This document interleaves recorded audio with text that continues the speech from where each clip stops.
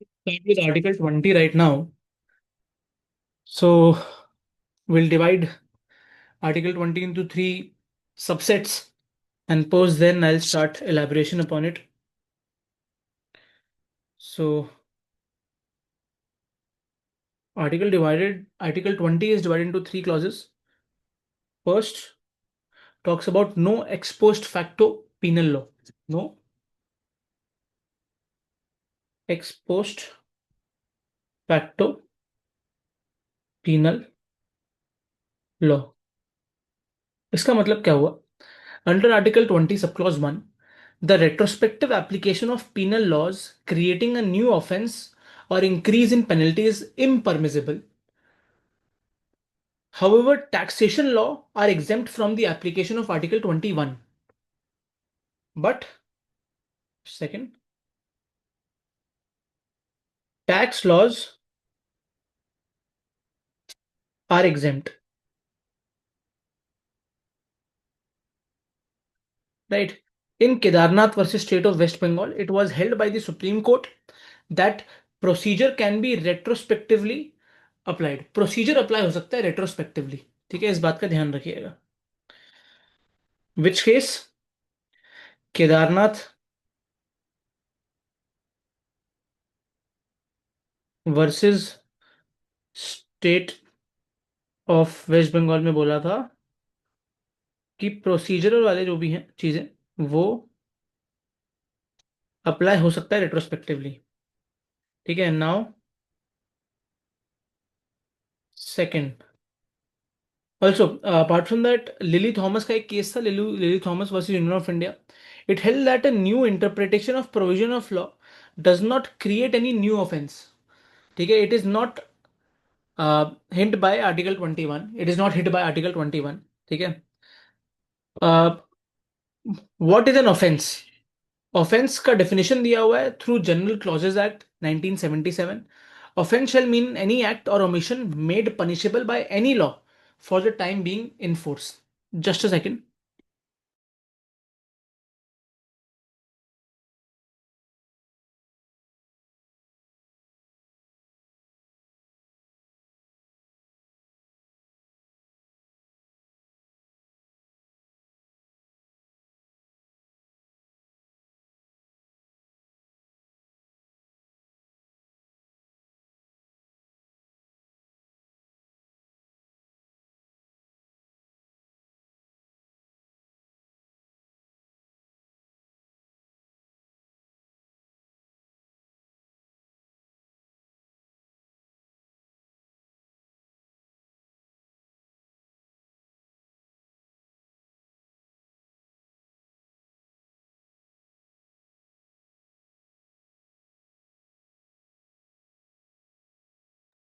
Sorry guys, I had a call.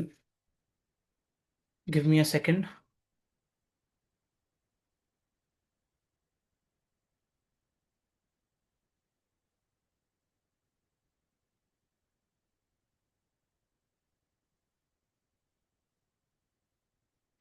Yes, so we were talking about General Clauses Act and what is the definition of offense as well at the same time. ठीक है. तो इसके बावजूद हम आएंगे article 20 sub clause 2 पर.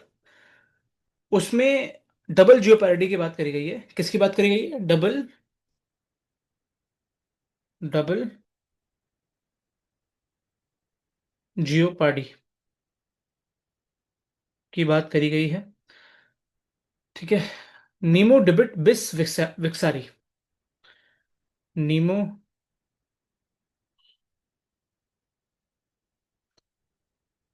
Debate बिस वेक्सारी. ठीक है, इसकी बात करी गई है.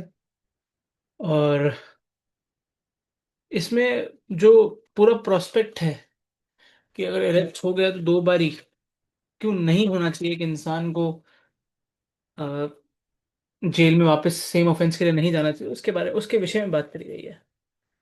ठीक है. इसका मैं प्रॉपर टाइमलाइन आपको समझा देता हूँ ताकि आपके पेपर में भी आसानी रहे. अगर क्वेश्चन आए तो उसमें आप ढंग से लिख पाए. ठीक है. अगर कोई इंसान, सबसे पहली चीज क्या होता है? चार्ज होता है. चार्ज लगता है उस पर. चार्ज सेकंड, कोर्ट के थ्रू मेजर आता है। Third, if there is a prior conviction, ठीक है, विच इज इधर थ्रू प्रोसिक्यूशन और punishment, right, which is eventually in the same offence, तो वो कोर्ट अलाउ नहीं करेगी। एक केस था मुल्ला वर्स, ये also article 22 sub clause 2 will be read with section 300 sub clause 1 of subsection 1 of CrPC. Section 300 of CrPC, अब तो ये लागू नहीं है।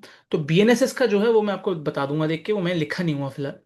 Right, Mulla versus state of Maharashtra में क्या बोला कि continuation different charge on some on same facts does not attract double jeopardy. ठीक है, मुल्ला वर्सेस, यहाँ पे केस है Mulla versus Maharashtra, Mulla versus Maharashtra, different charge on same facts does not attract double jeopardy. ठीक है, now will come to article 23। Article 23, यहाँ पे बात करी गई है सेल्फ इंक्रिमिनेशन की।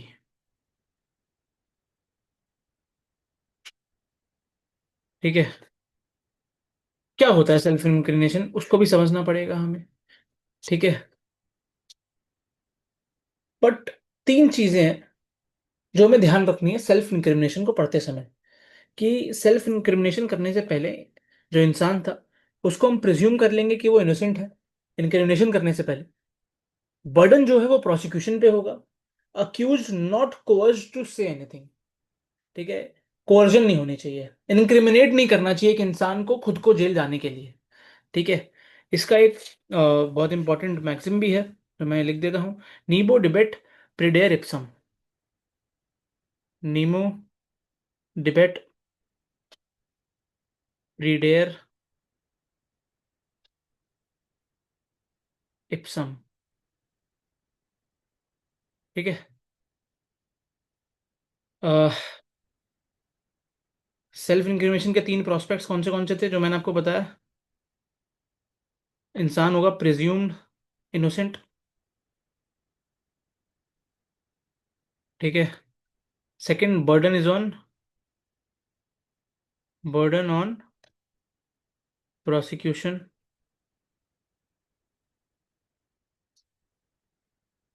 And accused is not coerced to say anything.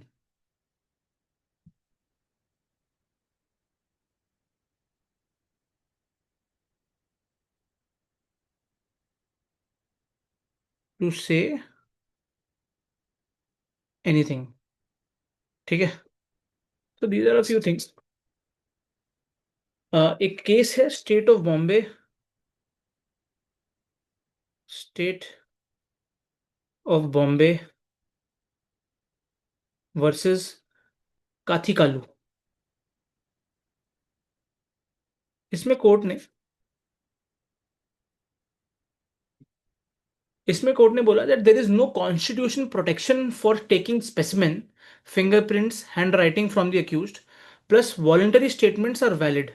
Subsequently the supreme court in Selvi versus state of Karnataka, इसके बाद Selvi versus state of Karnataka आया, उसमें बोला कि narco analysis, polygraph test, brain mapping if administered against the will would violate article 23। ठीक है, then there is another case of Ritesh Sinha, जिसमें court ने सेम चीज बोली in respect to voice sample. No person accused of any offence shall be compelled to be a witness against himself और herself. ये होता है सेल्फ इंक्रिमिनेशन का मतलब। No person no person accused slash accused. So no person accused of any offense shall be compelled